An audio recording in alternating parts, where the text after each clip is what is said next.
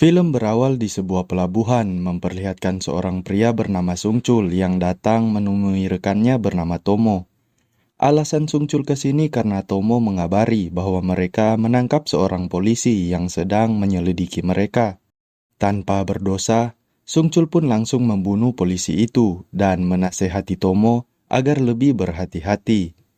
Diketahui, Sungchul dan Tomo bekerja sama untuk mengedarkan narkoba.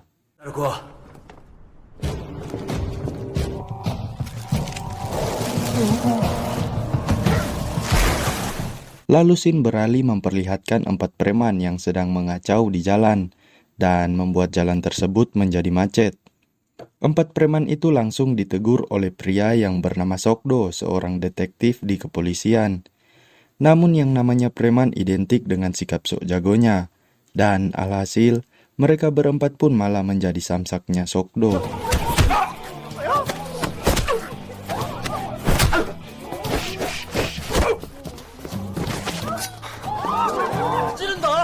위험해! 너 말이야. 경찰. Sesampainya di kantor, Sokdo dan timnya langsung mendapat telepon bahwa sedang ada kasus bunuh diri.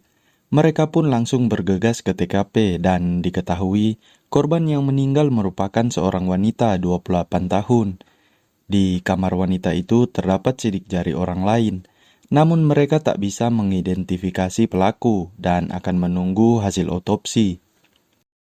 Di ruangan otopsi, si dokter menjelaskan bahwa si korban mengalami cedera di kepala, namun penyebab kematiannya adalah serangan jantung yang dipicu oleh dosis fatal narkotika.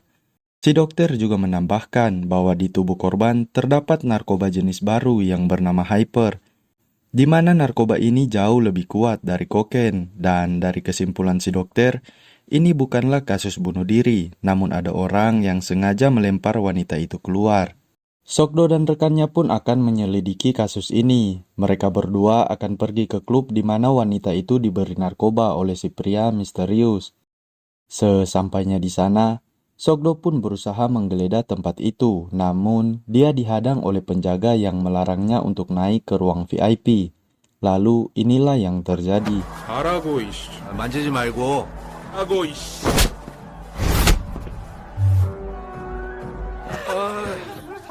여기 있는 거 다 담아요, 여기다가.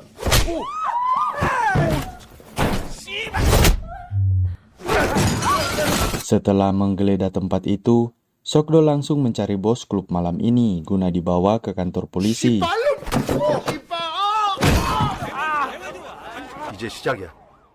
Scene beralih ke Sungchul dan Tomo yang menemui seorang bos besar dari Cina.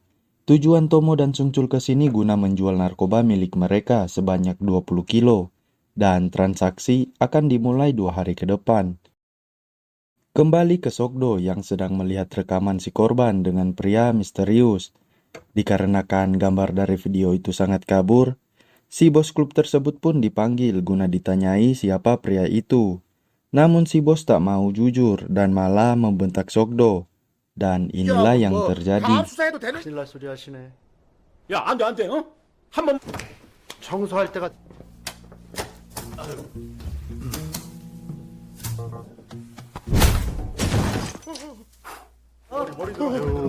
Setelah diberi hook dan jab, barulah si bos mau buka suara.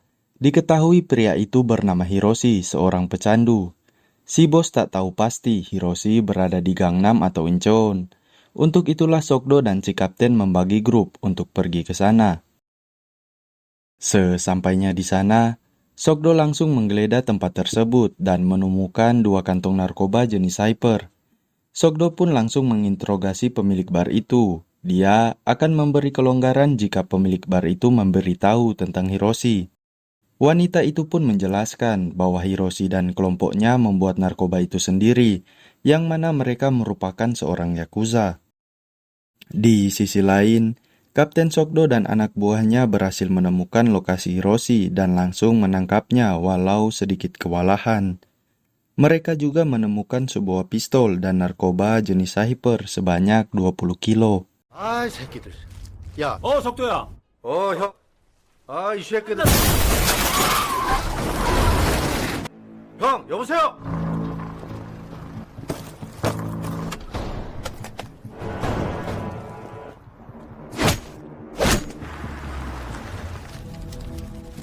Ternyata Sungcul sudah mengetahui akan penggerebekan ini. Setelah mengambil kembali narkoba itu, Sungcul pun mendatangi Tomo dan memarahinya. Lalu Tomo menjelaskan bahwa dia takut jika Ichijo bos Yakuza mereka tahu tentang penyelundupan ini. Itulah alasan Tomo menaruh narkoba itu di tempat Hiroshi karena takut Ichijo akan membunuh mereka semua. Dan sebelum pergi, Sungcul pun mengecam Tomo. Jika Tomo mengacaukan rencana mereka, maka dia akan membunuhnya. Keesokan harinya, Sokdo dan Menje menjenguk rekan mereka di rumah sakit. Tak lama dia didatangi polisi kenalannya yang menunjukkan foto pistol. Rekan Sokdo pun langsung mengenali pistol tersebut yang mereka dapat ketika sedang menggerebek Hiroshi. Yang mana pistol itu merupakan pistol dari kapten kenalannya Sokdo ini, yaitu polisi yang dibunuh di awal film tadi. Kenalan Sokdo juga menjelaskan bahwa Yakuza dan klan Hiu Putih mulai menjual hyper 3 tahun yang lalu. Kepala geng Hiu Putih dibunuh 2 tahun yang lalu. Semua anggota geng ditangkap dan narkobanya hilang. Namun Yakuza menemukan partner lain untuk mengedarkan hyper lagi. Sokdo pun bergegas menemui polisi yang menangani kasus hyper tersebut, yaitu kasus 2 tahun lalu. Yang ternyata Sungcul orang yang menangani kasus itu dan menjadi partner baru Yakuza dalam mengedarkan hyper tersebut. Sokdo pun menanyai perkembangan kasus yang diselidiki Sungcul. Namun seperti yang kita tahu, Sungcul dalang dari semua ini. Dialah orang yang bekerja sama dengan Yakuza, yaitu Tomo. Dia juga yang mencelakai rekannya Sokdo dan memutar cerita sehingga Sokdo pulang dengan hasil yang nihil tanpa mendapat informasi apa-apa. Namun, Sokdo juga menyimpan curiga terhadap Sungcul. Sepulangnya dari kantor Sungcul, Sokdo mendapat telepon dari kenalannya yang kaptennya dibunuh di awal tadi, di mana kenalan Sokdo mengabari bahwa dia mempunyai seorang informan yang klubnya banyak didatangi para Yakuza. Sokdo pun bergegas ke tempatnya dan menghalangi jalan pria yang bernama Cherry itu. Kesal dengan Sokdo, Cherry pun sempat ingin memukulnya. Namun, 어떻게 스텝 한번 밟아? 어우!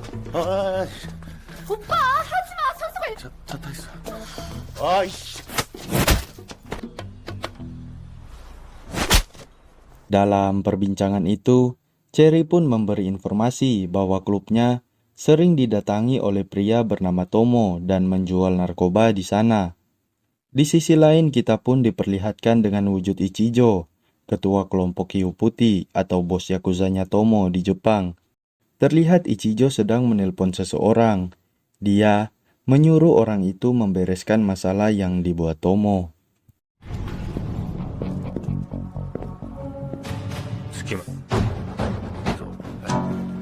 Shin berpindah ke Sungcul yang menemui bos Cina sesuai perjanjian di awal.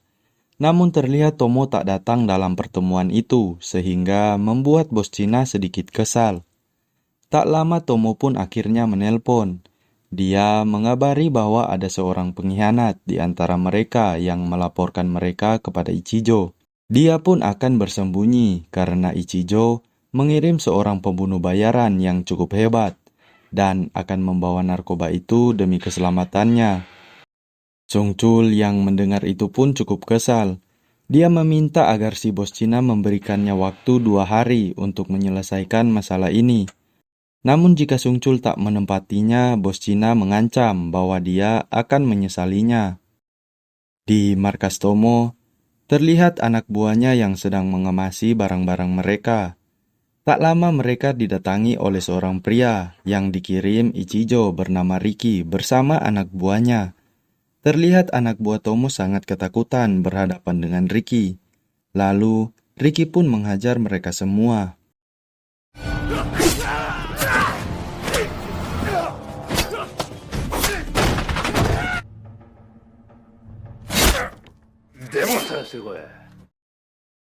Kembali ke Sokdo yang sampai di klubnya Cherry. Ketika masuk, Sokdo langsung menanyai di mana Tomo. Namun orang-orang di tempat itu langsung menghajarnya. Dan Sokdo pun hanya menemukan anak buahnya Tomo.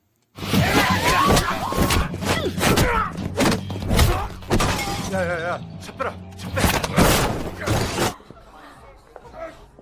때리지 말라니까. Di sisi lain, Sung Chul mendapat informasi bahwa Tomo sedang berada di sebuah hotel. Terlihat Tomo yang sedang berkemas untuk kabur karena sudah menyadarinya. Namun sialnya, dia dihadangi oleh si pengkhianat dan Ricky. Ternyata Sokdo juga sedang menuju ke tempat di mana Tomo berada. Dia dan Manje berpapasan dengan mobil yang membawa Tomo dan mencoba menghadang mobil tersebut. Lalu perkelahian pun terjadi.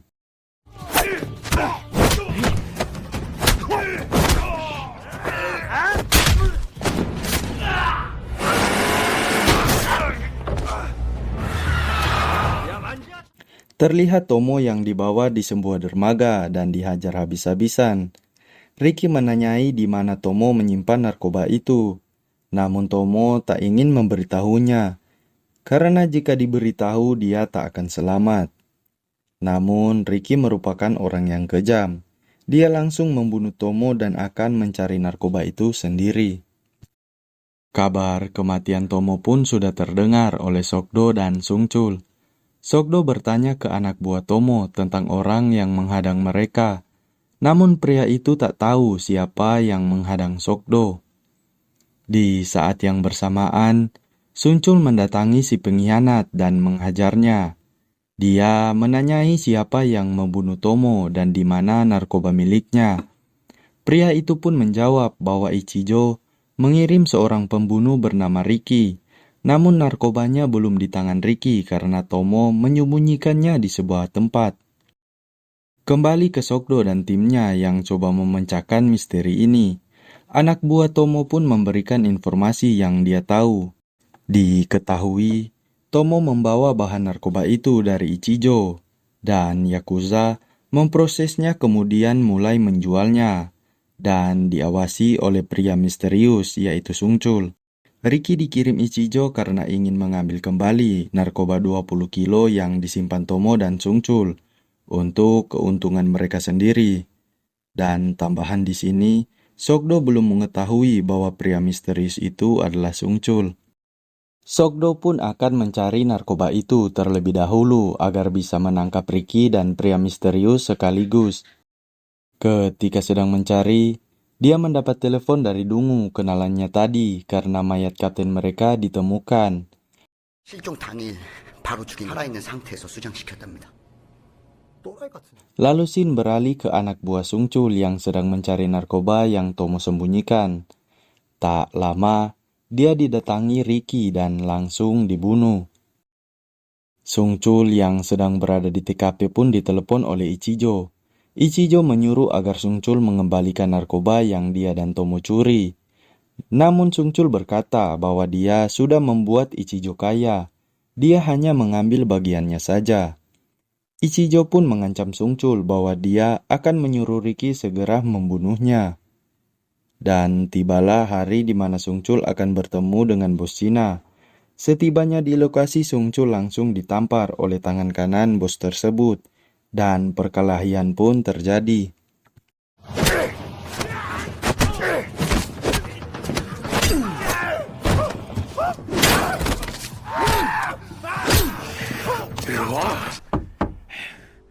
Kabar kematian anak buah Sung Chul sampai ke telinga Sokdo. Sokdo mendapat informasi dari petugas bahwa korban mati pada jam 2 malam dan menghancurkan tembok dengan palu. Sokdo yang merasa ada yang ganjal pun menemui anak buah Sung Chul di kantornya. Sokdo menanyai mengapa rekan mereka berada di kantor Tomo pada jam 2 malam. Namun, anak buah Sung Chul hanya menjawab, mungkin rekan mereka sedang menyelidiki sesuatu di sana, dan segera menyuruh Sokdo pergi tak usah mencampuri urusan mereka. Sokdo pun pergi dari tempat itu, namun dia sudah sangat curiga dengan Sung Chul dan timnya. Di perjalanan, anak buah Tomo memberitahu bahwa ada klub kapal pesiar yang dikelola oleh Yakuza. Namun tempat itu telah ditutup beberapa bulan yang lalu. Sesampainya di tempat yang dituju, ternyata sudah ada anak buahnya Ricky yang sampai di tempat itu. Tanpa berlama-lama, Sokdo pun langsung menghajar mereka semua.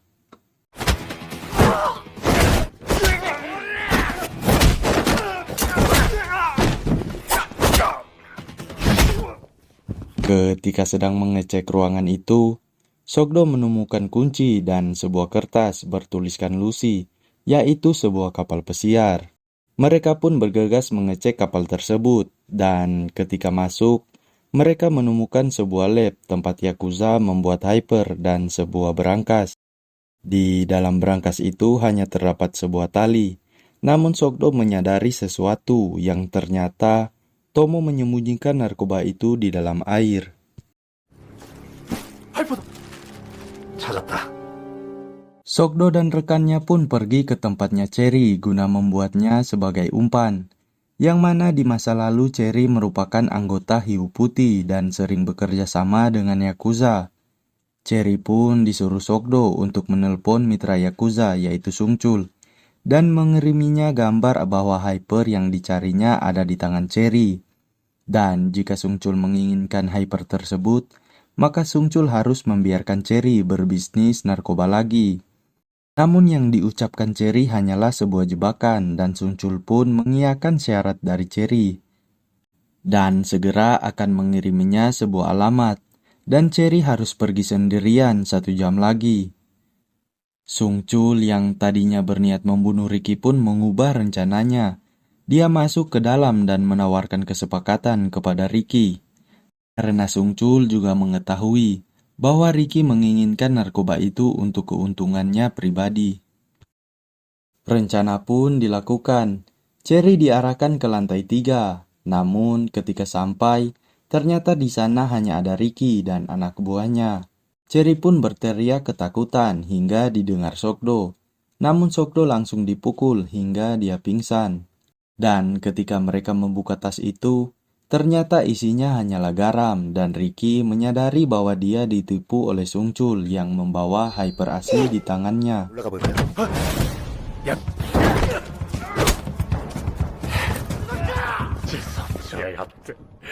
Karena polisi berdatangan, Ricky dan anak buahnya pun kabur dari tempat itu membawa Sokdo bersama mereka. Di markas Yakuza, terlihat Sokdo yang dihajar oleh anak buahnya Ricky. Lalu tak lama Sungchul menelpon Ricky hanya untuk mengejeknya.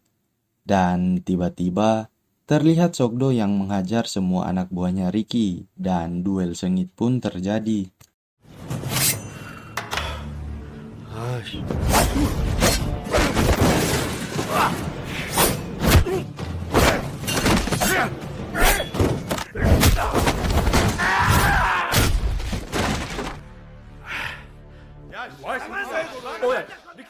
Setelah menghajar Ricky, Sokdo dan rekannya bergegas mengejar Sungchul yang akan berusaha kabur. Sungchul dan anak buahnya mengumpulkan semua barang haram mereka dan akan pergi ke luar negeri menggunakan kapal. Ketika merasa akan berhasil kabur, Sokdo dan rekannya menabrakkan mobil mereka ke mobil Sungchul. Namun, Sungchul tetap berusaha kabur dan dikejar oleh Sokdo. Lalu final battle pun terjadi.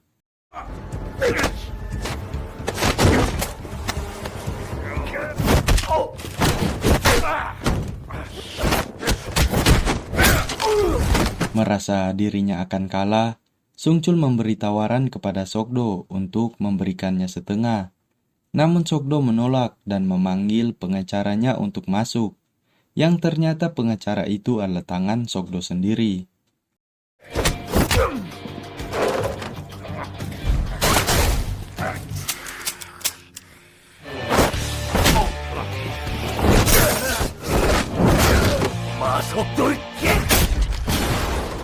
속도야.